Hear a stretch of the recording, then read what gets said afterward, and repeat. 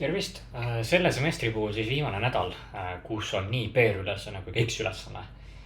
Teadagi järgmisel nädalal on meil kontrolltöö, teine kontrolltöö ja siis 15. ja 16. nädal koosnevad ainult PR-ülesannetest, kuna need teemad on natuke rohkem sellised advanced teemad, aga need on teemad, millega te peaksite ikkagi kokku puutuma Javaga. Aga nendest pikka juttu ei tee, räägime täna hoopis 13. nädalast.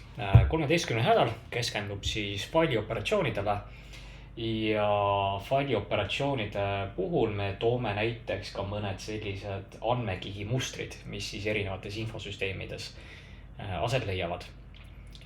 Nendeks mustriteks, alustame mustriteks on meil siis Data Access Object ehk DAO, repository mustriga te peaksite juba kokku olnud puutuma, seda siis näiteks 10. nädalal, siis kui oli meil see Mockito ülesanne. Ja siis on meil ka TTO ehk Data Transfer Object. Mida üks nendest mustritest tähendab, nende juurde ma tulen siis, kui me oleme nende mustrite juures. Ja siis vaatame igasuguse faili operatsiooni toiminguid ja kuidas see Javas töötab. Selle nädala ülesanne on siis, selle nädala harjutusülesande eesmärk on õppida, kuidas Javas faile käsitleda. Ja me selleks realiseerime siis sellise lihtsa mitmekiilise infosüsteemi, kus me hoiame andmeid tekstifailis. See infosüsteemi arhitektuur on täpsemalt siin siis STL, koosneb sellisest 4 kihist. Meil on domeeni kiht, data access kiht, repository kiht ja controlleri kiht. Mitmekihilisest arhitektuurist te peaksite juba tuttavad olema, täpsemalt me oleme rääkinud 3-kihilisest arhitektuurist, aga see 3-kihiline arhitektuur on lihtsalt mitmekihilise arhitektuuri osa, et seda saab mitmel erineval viisil tõlgendada, et ma vist, kui ma mäletan õigesti, ma siia DAO artiklisse panin juurde ka, et siin meil lihtsalt siis tekib kuskil üks vahekiht juurde, palun, et meil on controller, meil on service, meil on repository ja repository suhtleb siis DAO-ga ja DAO suhtleb siis, siia võiks tegelikult mingid domeeni objektid ka panna.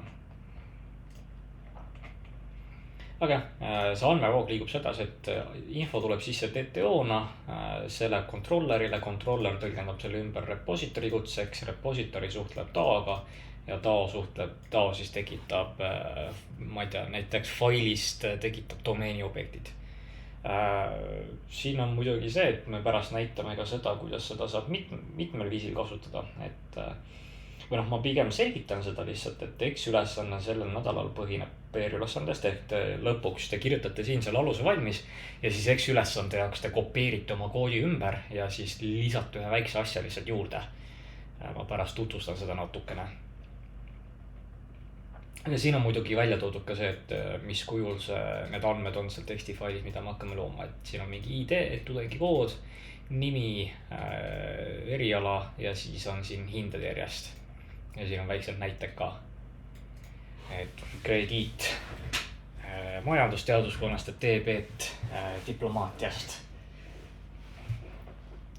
Nii, aga ma olen siia oma failid juba üle kopeerinud. Infosüsteem, miks ta punas meil näitab? Kes tunneb pagoda, sama siin on optional.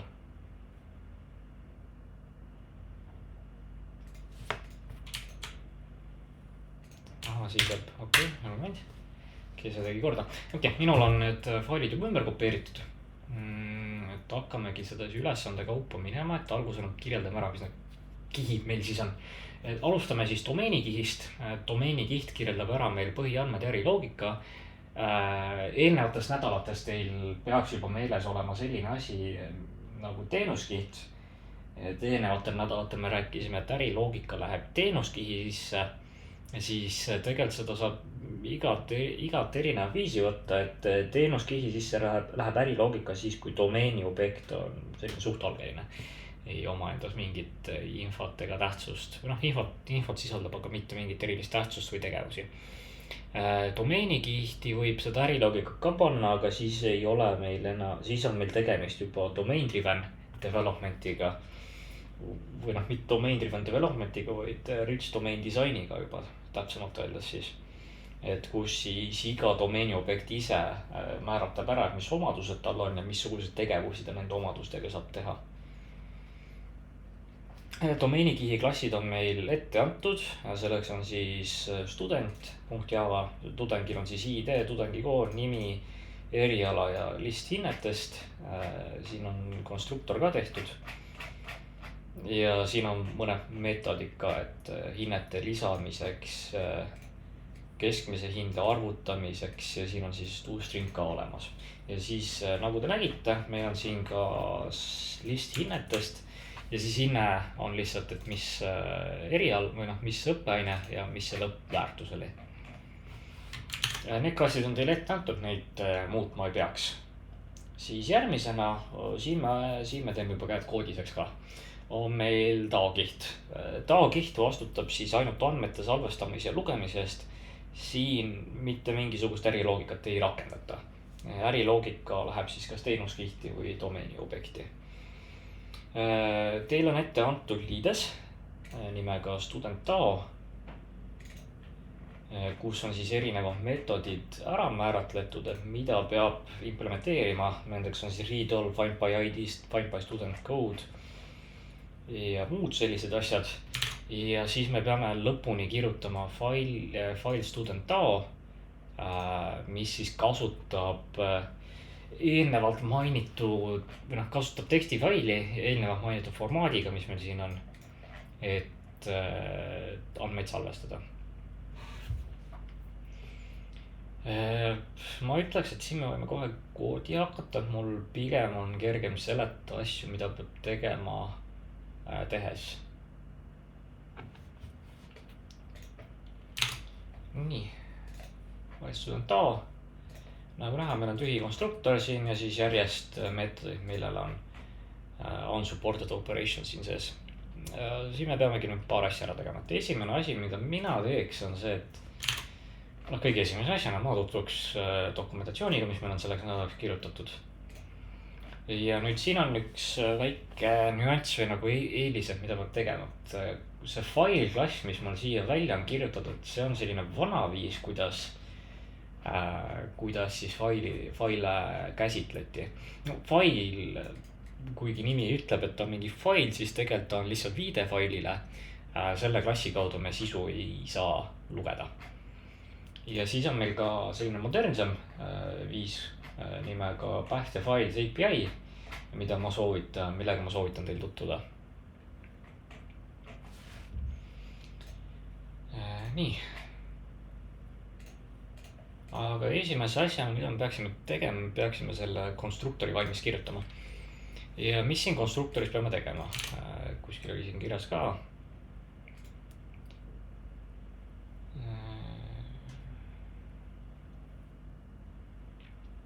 Fail saadakse kätte klassi konstruktorist. Konstruktor peaks kontrollima, kas fail eksisteerib ning kui seda ei eksisteeri, siis peaks selle looma. Ehk esimene asi, kuna meil tuleb sisendina ju file path'id, ma salvestaks selle ära.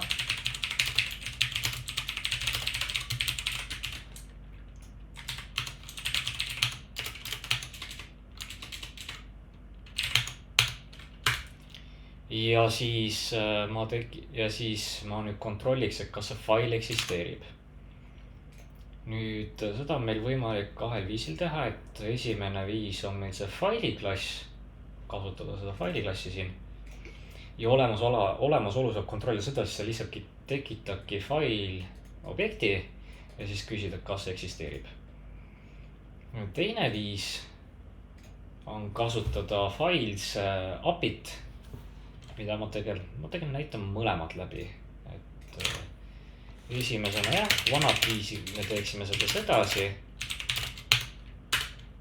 If file exists, siis me hakkame try'ma.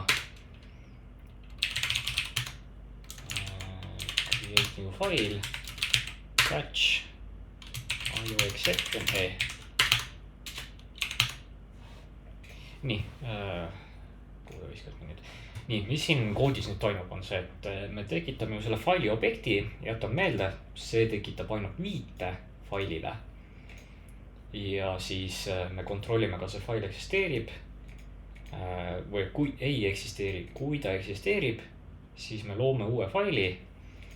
Ja kui meil mingi viga tekkis, kõik faili operatsioonid võivad tekitada IO exception'it, mis on kontrollitud erind.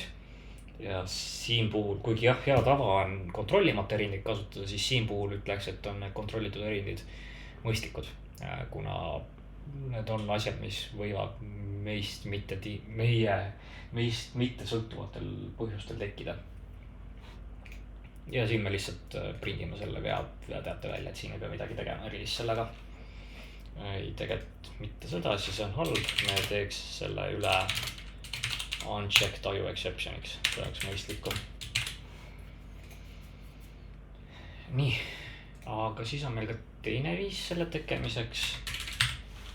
If not exists basket file path.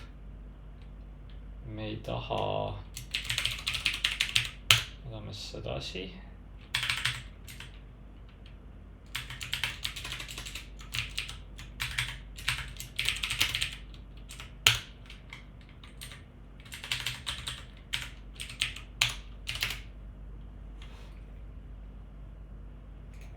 Nii, mis selle create faili see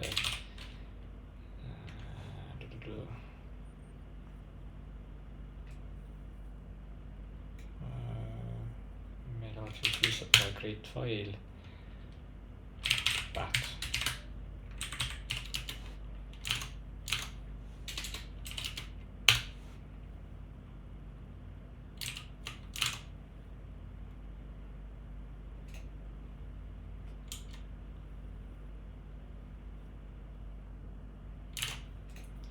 Valis create file, aga see peaks sedasi töötama.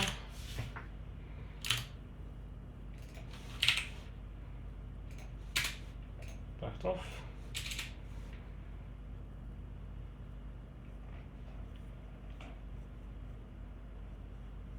No, siin on unhandled, okei, siin on unhandled exception, siin peab ka tegelema sellega.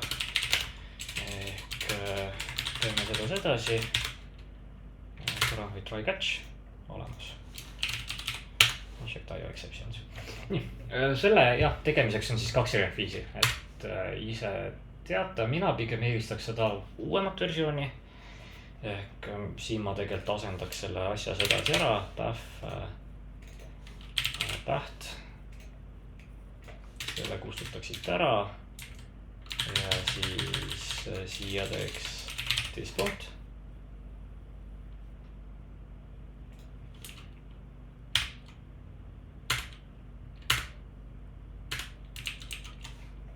Nii. Ja selle alumise osa võime ära kustutada.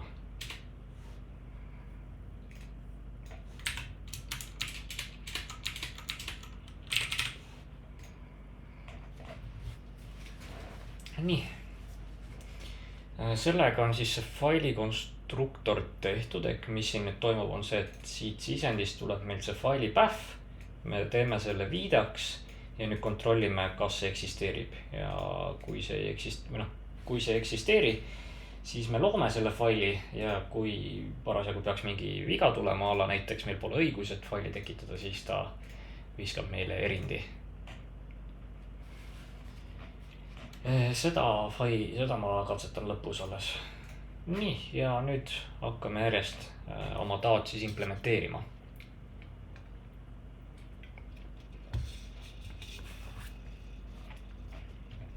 Esimese meetodina peaksime implementeerima read-all'i, mis siis loeb terve faili sisu sisse ja teeb mingiks tulemuseks selle.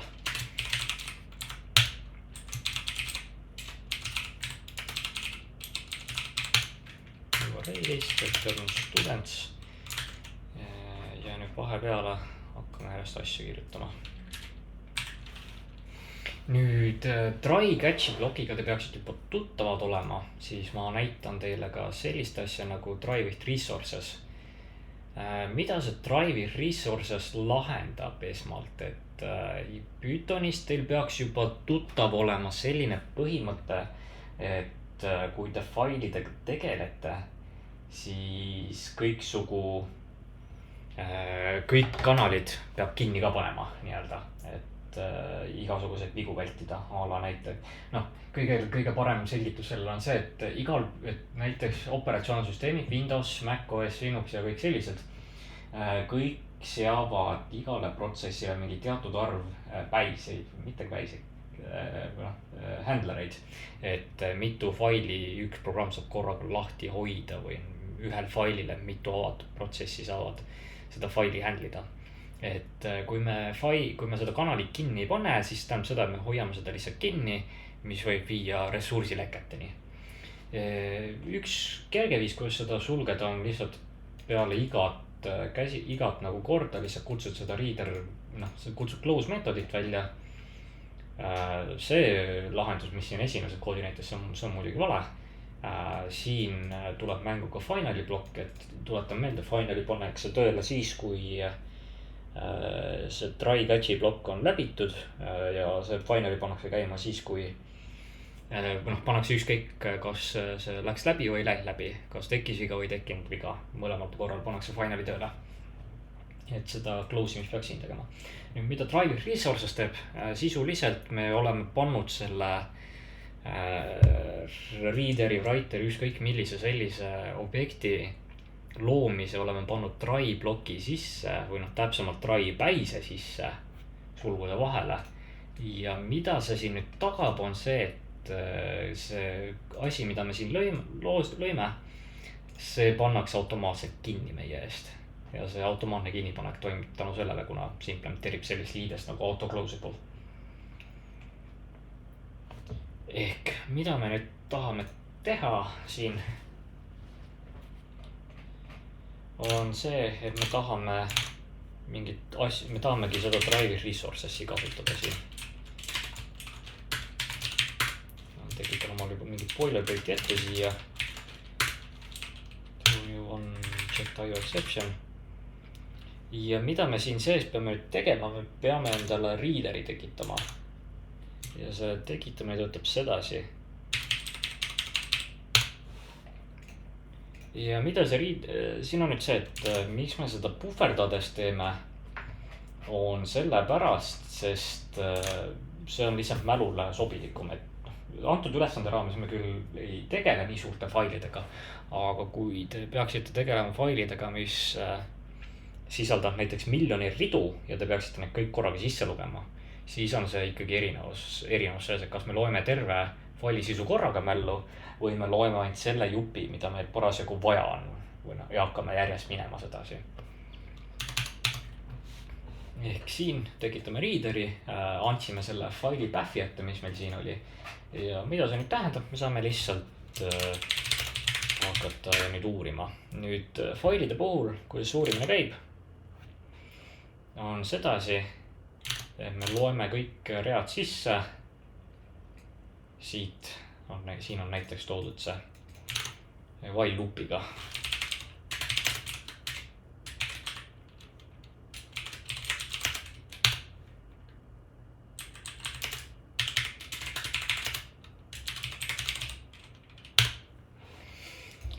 Ja mis me siin teeme? Me lihtsalt nüüd siin sees me peaksime siin me võime oletada, et me saime nüüd mingi sellise rea ja nüüd me peame selle andmeteks kuidagi ümber tegema. Lõpptulemus on see, et me tahame selle studenti objekti saada. Aga nüüd kuidas seda saada, on see, et kas me teeme seda käsitsi töötlemist siin või me tekitame eraldi abimeetodi selle. Mina ütleks, et selline abimeetodi tekitamine oleks tõenäoliselt mugavam. Ehk ma teeks Karos line, sellise abimeetodi, annaks talle sisse line'i ja nüüd koostame selle meetodi. Jah, sedasi.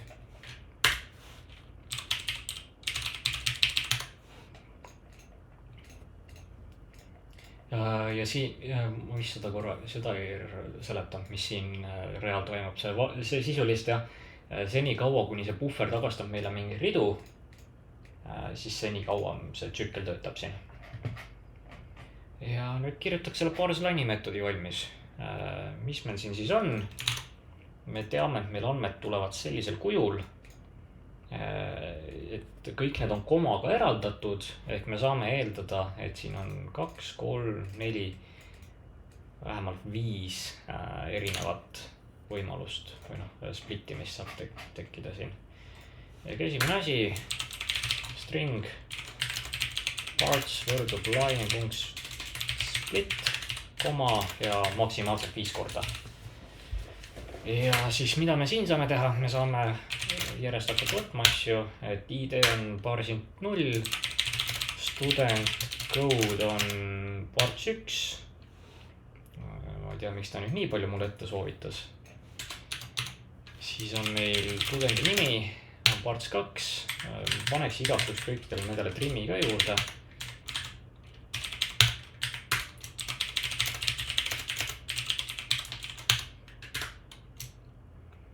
Ja siis hinnete osa ka peaksime läbi lugema siin.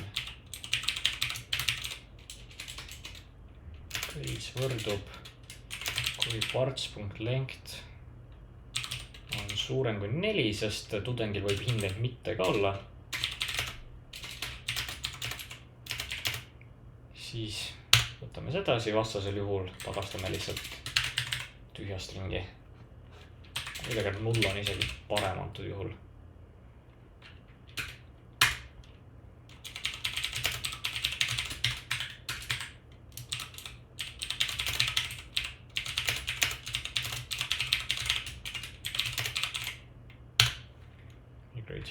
Ja nüüd me saame kontrollida, et kui see hinnete osa pole 0, siis me splitime need ka omakorda ära.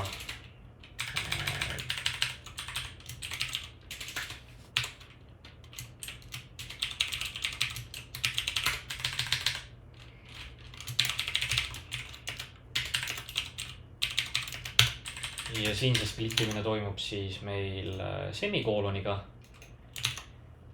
Ja siin me omakorda peame ka kohe hakkama splittima võrdlusmärgi kaudu. Grades.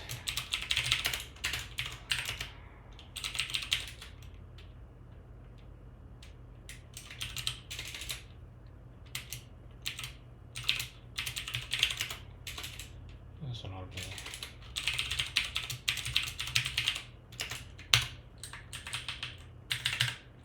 See on õige. Ja siis siin me lihtsalt võtamegi string, subject võrdub 0 ja int value võrdub esimene osa. Ja meil studentis on see addGrade meetod olemas, et me saame selle lihtsalt panna sinna sisse.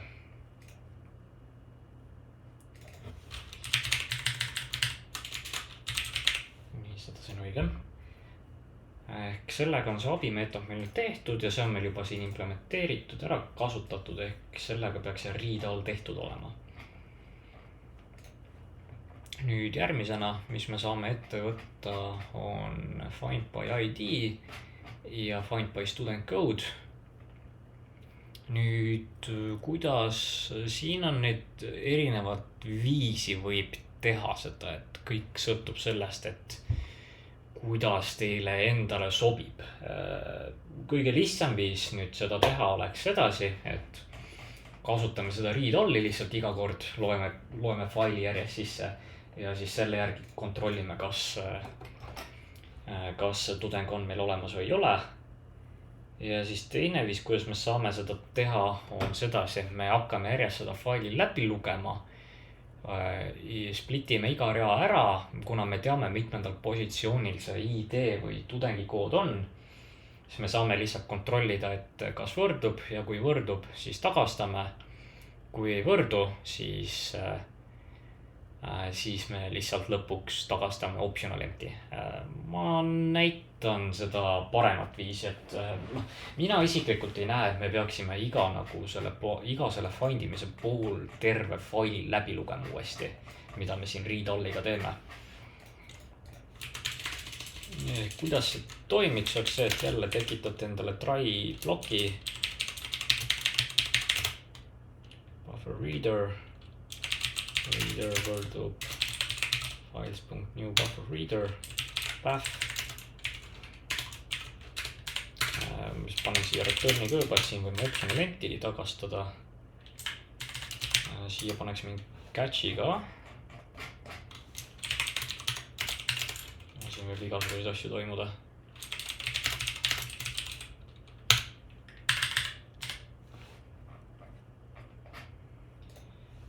Ja siis kordame jälle sama, mida me enne tegime. String line, eks ju. Sedasi.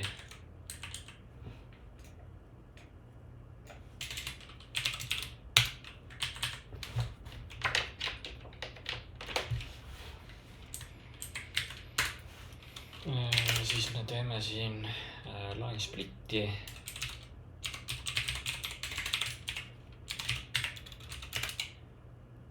Me võime... Siin me ei pea isegi splittimist tegema, sest ID on meil ju esimene ehk line trim, eks ju. Ja saame küsida lihtsalt, et start Swift ja kui start Swift ID pluss koma, me tagastame oma optionali koos parseline'iga. Ja sisuliselt sama loogikat võime taas kasutada student koodi otsimisel, aga siin selle trimmi ja start Swifti asemel peame kontrollima siis studendi koodi järgi seda kõike. Ehk me asendame lihtsalt selle rea siin ära. Split, tudengi kood on meil teine, eks ju. Ehk teeme maksimaalselt 3 splitti näiteks. Ja me teame, et me saame esimese võtta, selle trimmida ja kui see equalsib studenti koodiga, siis me tagastame optional off'i. Nii, sellega on need 2 tehtud. Ja siis ainus asi, mis meil alles jääb, on see, et me peame faili kuidagi saama salvestada ja me, või mitte salvestada, me peaksime tudengit suutma kuidagi sinna faili salvestada, uut tudengit siis ja ka olemasolevat asendada. Ja siis meil peaks olema võimalus ka kuidagi tudengit eemaldada sealt.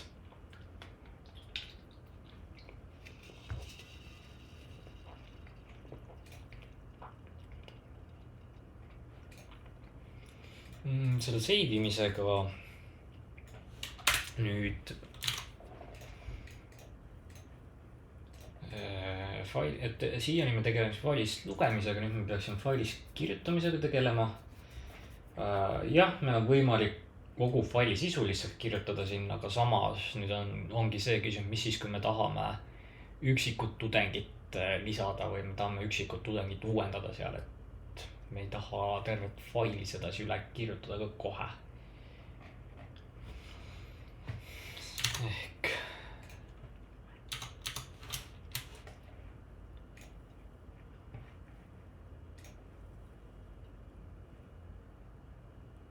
nii. Ja teeb seda sedasi.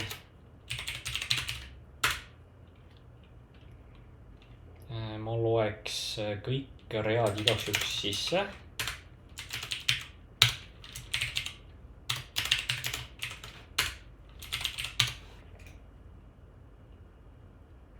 Save a student to the data source, if the student already exists, updates it, otherwise creates a new entry. Eikä, esmalt peaksime kõik siis faili sisse, või kuskile sisse lugema endal.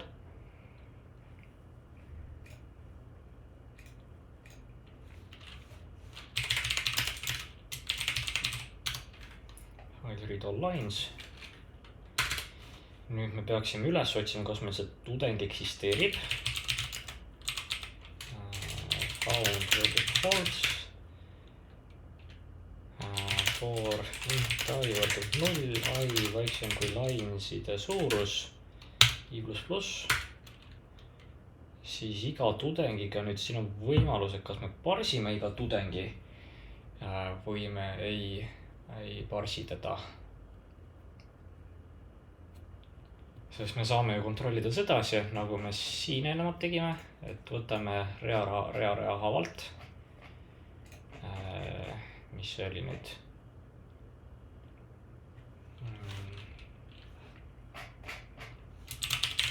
Line võrdub line detail, sedasi.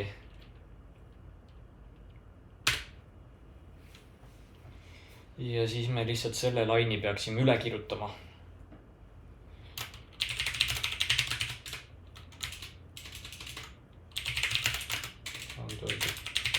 siin me teeme breikimist ja nüüd siin me lihtsalt kirjutame laiule. Ja nüüd siin ma tegelikult teeksin ka nüüd ühe abimeetodi selleks, et kuidas me saaksime, et kui me siin tegime parseline, eks ju, siis meil oleks vaja vastupidi ka teha seda, et võtta tudeng ja teha see sõneks.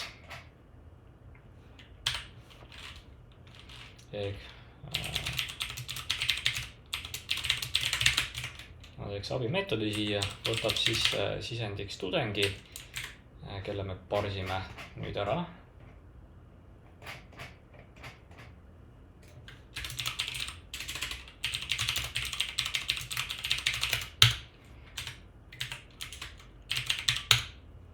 Parse student.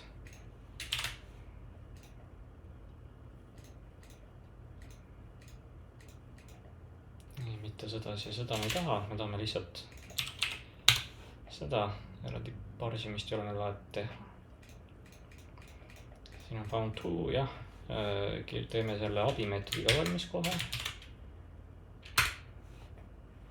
Ja nüüd mida me selle abimeetodis peaksime tegema on järgmine.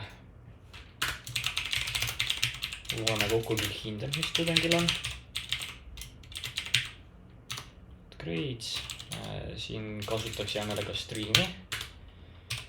Siin me võiks mappida need ühiseks sõneks, et me teeme grade objekti, teeme sõneks. Get subject pluss võrduvmärk pluss get value. Ja siis me collectime ja collectors joining uga me paneme semikoolonid vahele neile. Ja siis tagastame string plus formati kaudu ja see formaat on meil siis järgmine.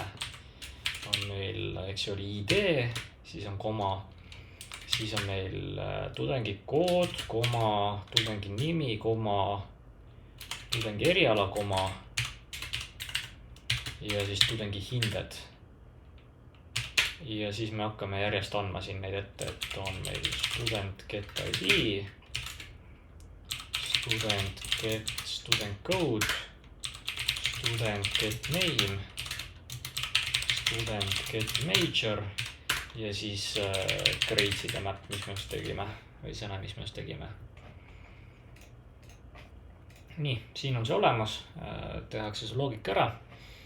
Ja nüüd mida me siin veel teeme on see, et kui tudengit ei leitud üles, käisime terve selle faili läbi, siis me lihtsalt lisame uue tudengi sinna.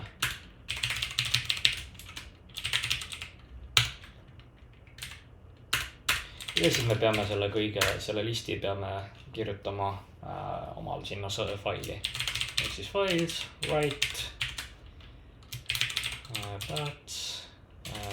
path on meil olemas, lines. Ja kuna see on IO exceptioniga, peame catchima ka.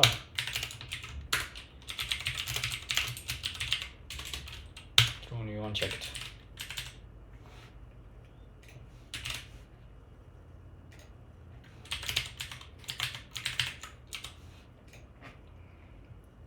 Nii, ja sellega on meil save imine tehtud. Save imine on omakorda lihtne tegelikult, arvestada, välja arvatud see väike vinka, mis meil siin oli, et me peame olemasolevaid tudengeid uuendama. Ja nüüd järgmisena on meil vaja ka remove teha, ehk tudengite eemaldamine. Nüüd remove'iga on selline väike asi, et kas mul on kuskil kirjas selle kohta, peaks olema. Võiks faili kirjutamine.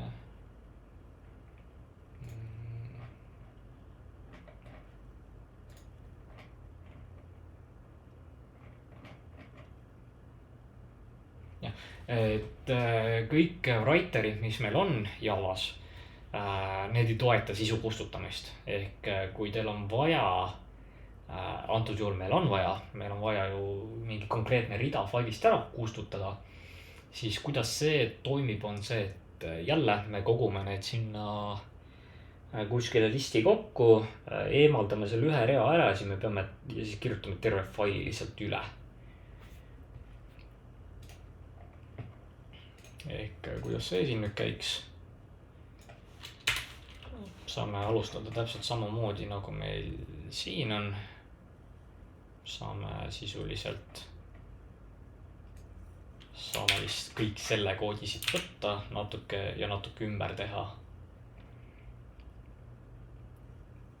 Nii, forintai, see on meil õige.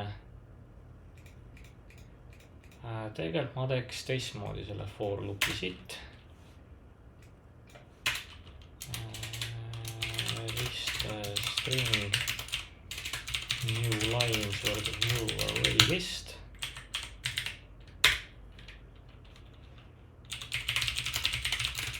Found versus false for string lines, eks ju. Siis if line starts with id, siis me lihtsalt kirjutame student, siin me kirjutame siis found with true, else new lines add line. Ja kui tudeng on leitud, siis me kirjutame, kui ei ole leitud, siis meil ei ole mõtet seda files write isegi välja kutsuda. Files write täht ja lines, new lines.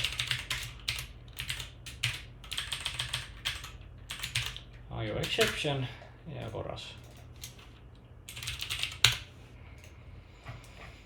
Nii, ja sellega peaks meil see DAO pool tehtud olema. Ehk meil nüüd tekkis siia klass, mille põhiline eesmärk ongi, põhiline vastutusel ongi lihtsalt suhelda selle füüsilise failiga ja sinna kas infot salvestada või infot lugeda ja siis vastavateks objektideks ümber teha, mida meil vaja on. Nüüd liikudes edasi järgmise kihi peale, repository kiht.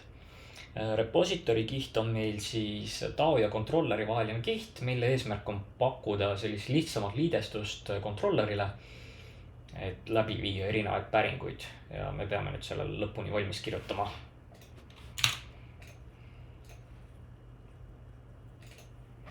Repository. Et siin meil juba üks abimeetod on, generate next ID ja sellega me lihtsalt genereerime järgmise ID, mis tudengile võib anda. Ülejäänud asjad peame ise kirjutama. Student DAO. Siin peaksime just tegema this.student DAO ja student DAO. Ja nüüd hakkame järjest minema. Nii, find out students. DAOs meil oli meetod olemas selle jaoks. Return student DAO.readall. Siis on meil find student by ID. Return student DAO find by ID. Find student code. Return student DAO.find by student code. Ja siis, need on sellised, nende meetoditega oli lihtne, lihtsalt üks rida. Aga nüüd järgmised on natuke filtreerimiska vaja teha, et tudeng üle mingi kindla keskmise. Siin me nüüd teeme küll seda, et student DAO loeme kõik sisse, read all, siis nende põhjal teeme streami. Ja nüüd me peame filterdama siin. Meil on calculate GPA meetod olemas ja see GPA peab olema suurem kui see, mis meil on sisse antud. Ja siis lõpuks tagastame toolistiga selle kõik. Ja siis meil on find students in major. Jälle loeme kõik sisse.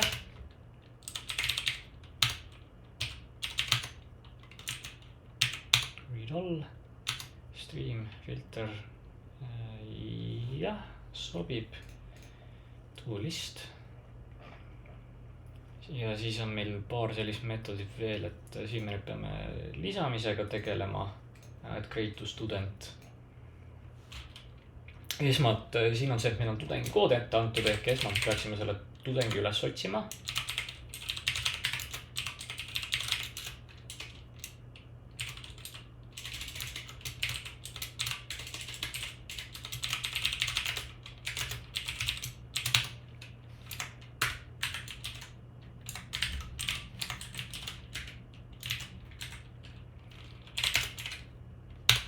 tudeng eksisteerib, siis me teeme ta tudengiks ära. Lisame student add grade, subject value ja siis kutsume lihtsalt nüüd save meetodit välja, mis meil siin allpool on. Ja kui seda tudengit ei ole, siis ma vaatan, kas meil oli ülesande kirjelduses vaja midagi tagastada ka. Siin nagu mainitud ei ole. Ma katsetan korra, kas ta laseb niisama ka läbi. Kui ei lase, siis me pärast tuleme siia tagasi ja viskame erindi.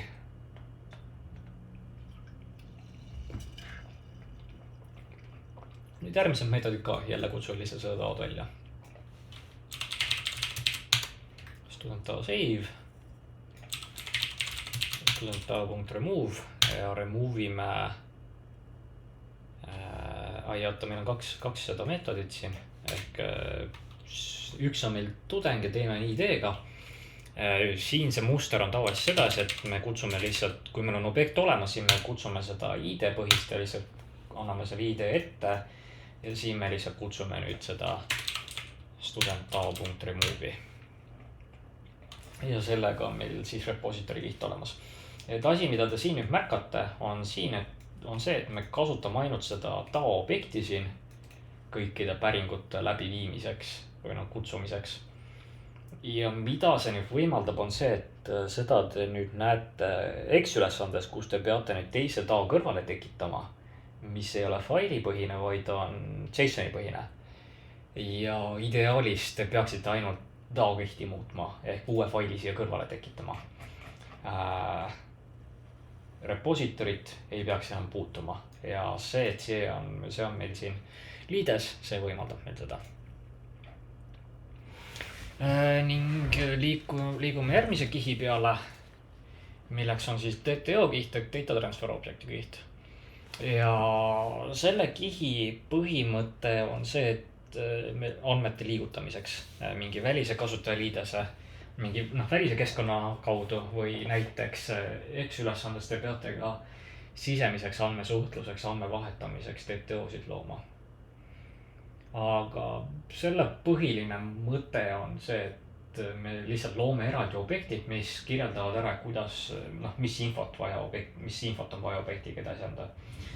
Selleks on mitu erinevat põhjust. Üks on näiteks see, et kui me räägime API-dest, veebi API-dest, siis on detaile, mida me ei taha avalikule maailmale kunagi näidata, näiteks mingid sisemised ID-d, et kuidas me kasutajaid tunnustame või midagi sellist, või näiteks X-ülesandes hakkab teil probleemiks olema see, kuna studenti ja grade'i konstruktorid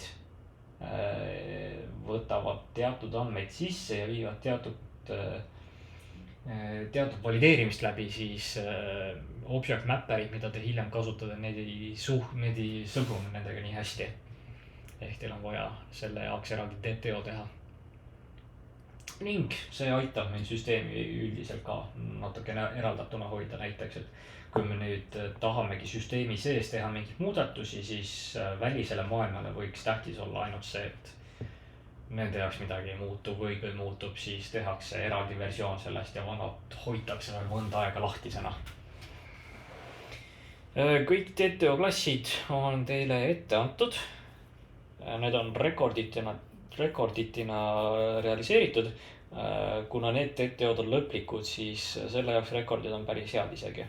Aga samas veebirakendustes teil võib vabalt olla olukordi, kus te peate DTO looma tavaliste Java klassidena. Ja seda sellel põhjusel, kuna mingid andmed võivad aja jooksul muutuda või loomise hetkel muutuda ja nii edasi. Et mitu piisi saab neid DTO-sid teha, aga siin ülesandes on need kõik lihtsalt tehtud rekorditena. Ja siis viimaks on meil controlleri kiht. Controlleri kiht vastutab selle eest, et võtab kasutaja päringut vastu ja nende teadmiste põhjal kutsub siis sobivaid meetodeid välja. Siin me võtame spetsiifiliselt sisendina DTO-sid, et hoida domeeni objektide sisendandmed lahus ja et mitte lekitada teatud asju välisele maailmale. Nii, meil on student controller.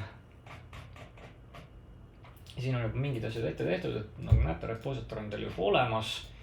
Üks meetod on teil juba ette ka tehtud, et genereerime siin uue idee, teeme TTO-st, võtame andmed, seal TTO andmete põhjal teeme uue objekti ja siis anname repositorile edasi käsu, et nii, mine salvesta.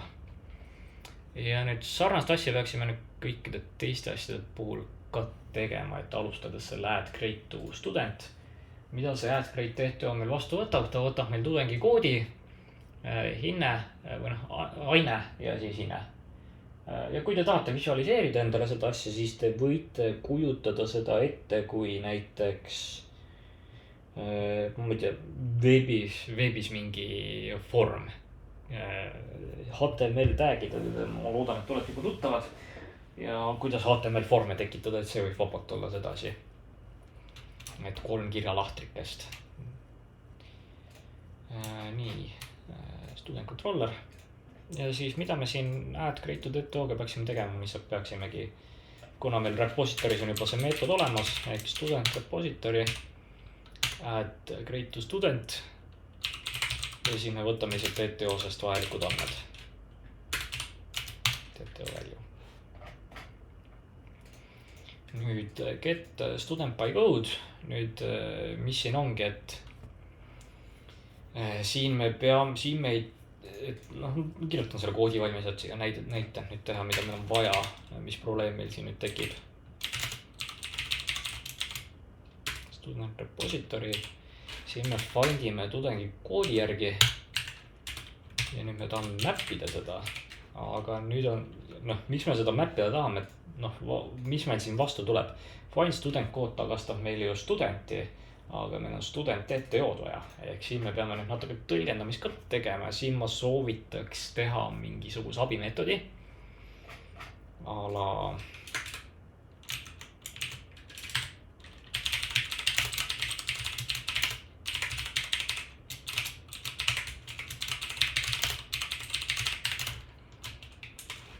ja selle meetodi ainus mõte ongi see, et me võtame selle toore student objekti ja teeme selle esitletavale kujule.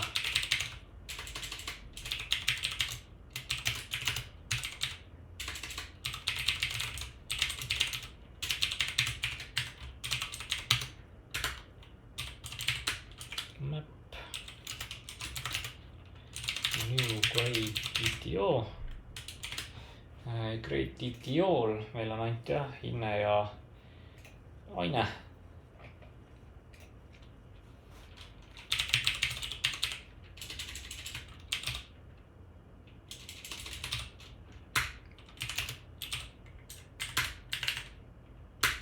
Ja toolist. Ja siin me lihtsalt tagastame new student TTO.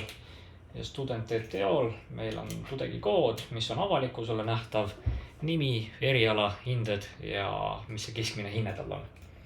Ja nagu te näete, võtame võrdluseks tavalise tudengi, siis siin ei ole ID-d, sest see on meil süsteemisisene, et kuidas me süsteemisiseselt näiteks kuskil andmebaasis teame, et kes see tudeng on, et avalikkusele piisab sellest student koodist.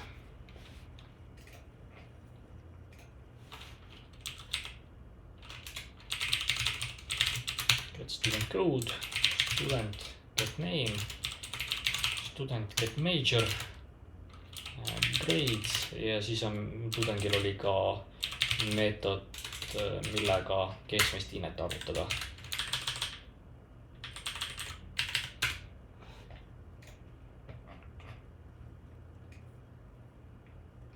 Ja siin mapi sees me lihtsalt kutsumegi seda välja. Find by student code ja convert to TTO. Ja sellega peaks see tehtud olema. Need get all students.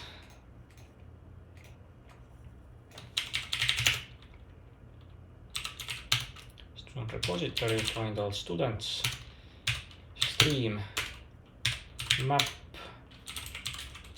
convert to TTO. Ja toolist. Get students with GPA above, selleks meil on ka repositories meetod olemas. Student repository. Find students with GPA above. Stream. Jälle, me tahame mappida seda.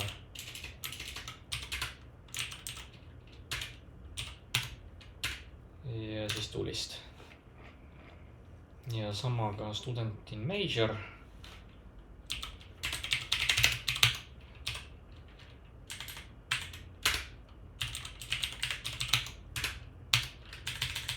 Ja siis delete student by code.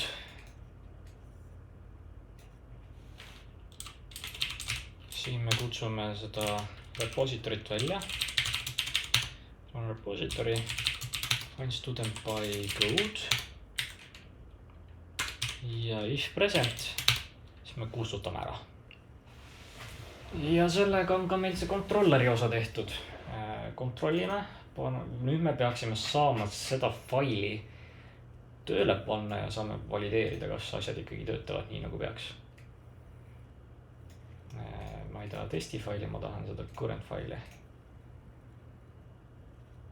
Array out of bounds, nii port line.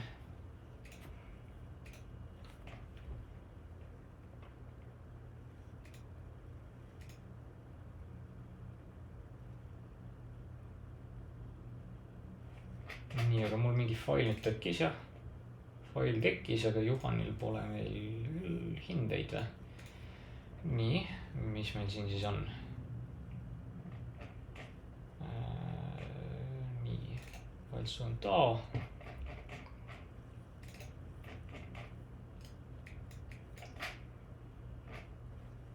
Täpsemalt siis, kus maal ta meil katki läks?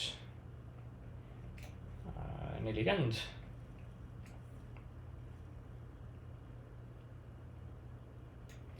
Ja siin on see, et meil ei ole hindeid, sellepärast tal ei lähe see läbi. Muusikas grade student.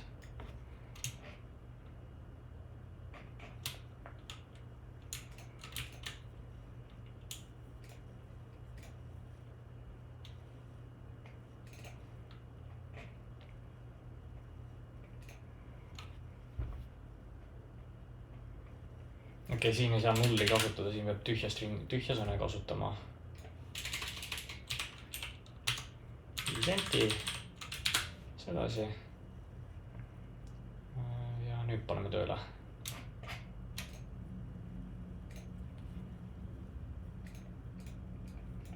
Nii, hakkame vaatama, mis meil siin student siis on. Nagu näha, meil aine hindepaar on tekkinud.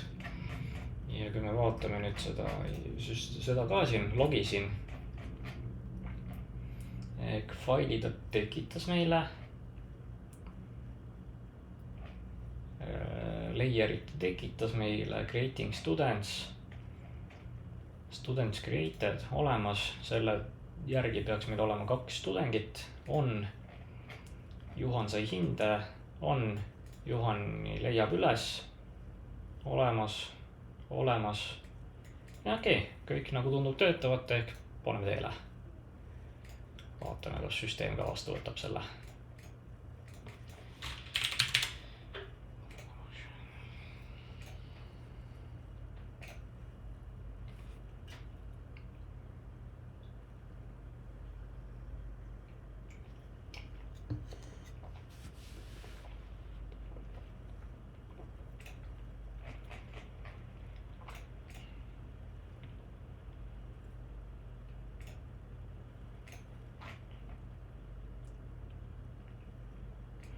Nii, okei, meil jah, kui tudengit ei eksisteeri, siis peaks ikkagi exceptioni ka viskama.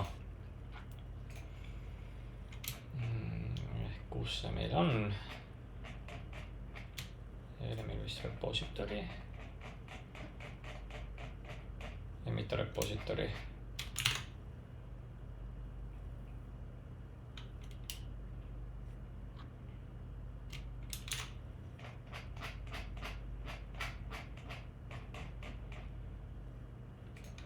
Siin. Let's go new runtime exception. Proovime sedasi.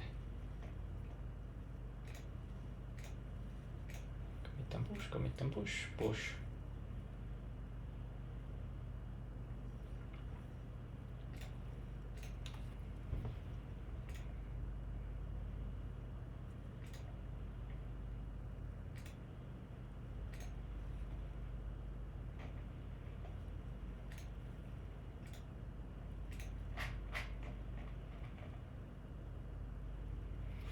See peab illegal argument exception olema.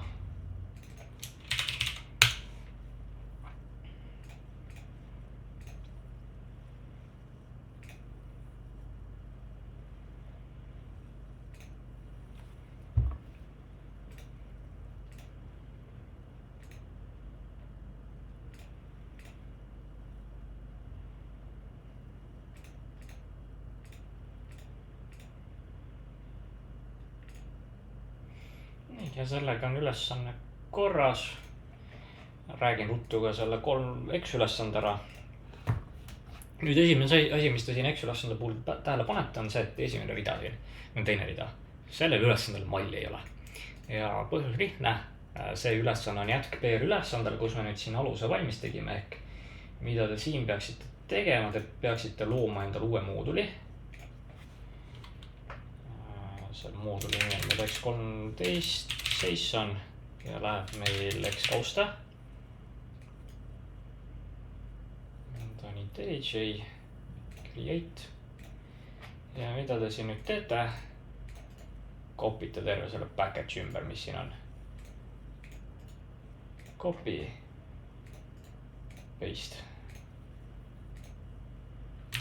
Ja nüüd jätkate selle kallal, et mis selle ülesande eesmärk on nüüd see, et demonstreerida seda mitmekiilist arhitektuuri ja abstraktsiooni laiemalt. Ja selle jaoks te nüüd loote uue klassi siia, kus see ta on.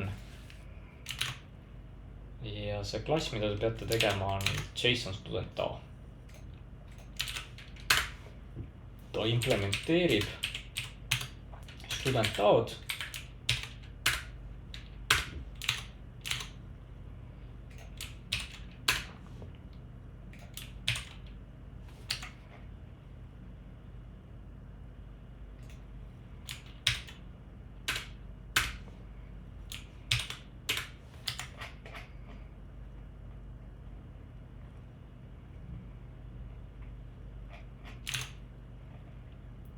Ja mida te siin peate nüüd tegema hakkama, on see, et te kirjutate need asjad ükshaaval ümber, aga sedasi, et tekstifaili asemel kasutatakse meil JSONit, et faile salvestada. Ja mida see mis see JSONi fail üldse on, seda saate siit Java dokist lugeda, et siin on kerge selline crash course selle kohta, mis see JSONi fail on, ja soovitan ka tutvuda selle JSON Javas artikliga, peatükiga. Selleks, et Javas JSONit töödelda, kui Pythonil oli built-in funktsionaalsus, selleks Pythoni dictionary'd on põhimõtteliselt JSONi laadne, siis Javas sellist asja ei ole ja selle jaoks me kasutame kas Jacksoni teki, mis on Springi ökosüsteemis vaikimisi juba olemas, või me kasutame Keysonit, mis on Google'i poolt arendatud ja minu arust vähemalt kergema õpikõveraga. Jackson on omakorda jällegi väga võimas, võimaldab peale JSONit ka igasuguseid muid andmetüüpe nagu XML. Siin ülesandesse tutvute ka selliste asjadega nagu mapper, object mapping. Ja siin on igasugused näiteid ka toodud, et kuidas teha mingeid asju. Ja lõpetuseks väike jutt ka sellest, et miks me kasutame siis lõpuks teeke. Et jah, sarnane ülestus nagu eelmisel ülesandel, et siin on antud ette faili struktuur, milline see välja peaks nägema. Võrrelge nüüd selle failiga, mis teil tekkis siin PR-ülesandes. Et tehke omad järeldused, kumba on kergem lugeda. Masinal on ka, see on palju kergem lugeda, sest tegid teevad juba enamus tööd ära.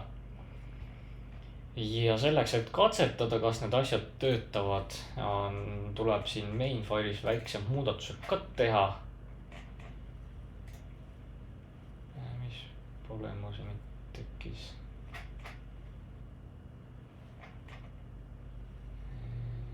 Aha, sellepärast.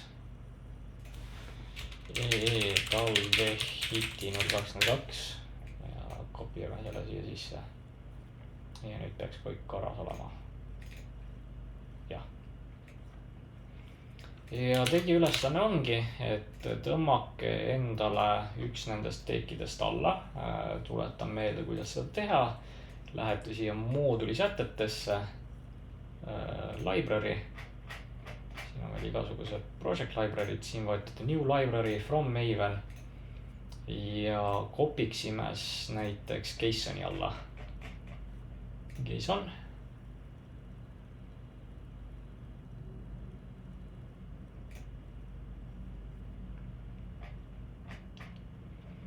Et kui te JSON-it tahate, lähete kõige uuema versiooni peale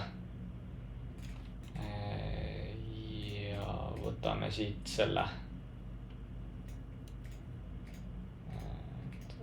Kus me, jah, see peaks meile sobima siit. Otsime. Ja siin ta tõmbab kõik alla, mis vaja on. Selected ja võime kontrollida, kas meil on JSON olemas. On, väga hea. Ja nüüd edasi tehke ise, uurige Javadoki kaudu, kuidas asi käib. Võite julgelt tulla ka küsima, kuidas asju teha. Aga lõppeesmärk ja see ülesanne testib ka seda on see, et ei tohiks juba eelnevalt kirjutatud koodi muuta, välja arvatud see studenti infosüsteem, kus te asendate siin selle JSON-iga. Ja siia läheb hoopis JSON student DAO.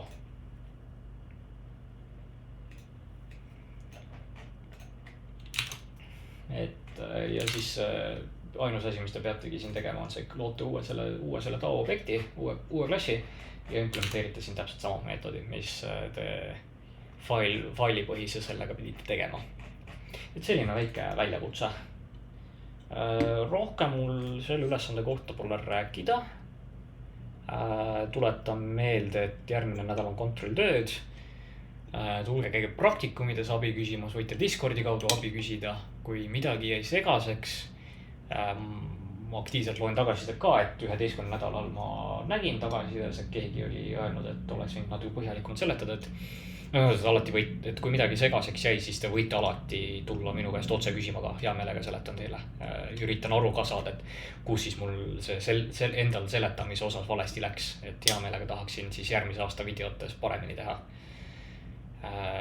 Rohkem mul midagi lisada ei ole, et lõpp on lähedal. Tänan kuulamast.